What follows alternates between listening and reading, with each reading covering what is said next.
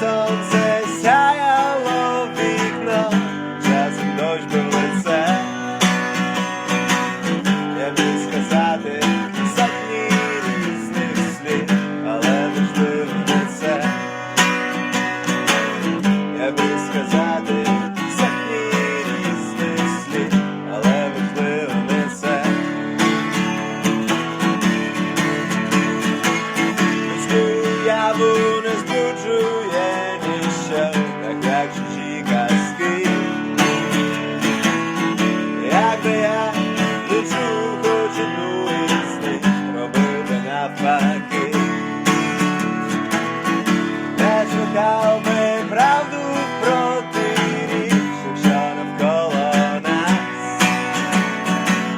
Я міг сказати сотні різних слів, але ще не час. Я міг сказати сотні різних слів, але ще не час.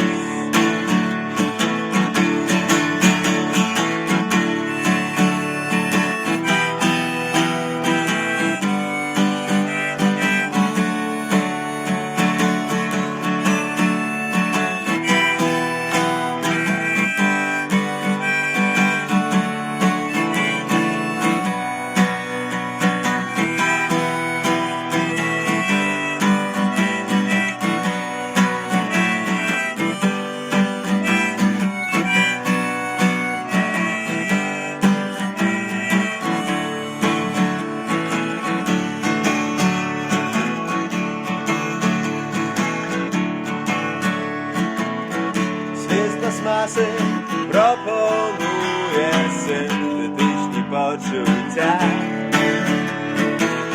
а дощі віри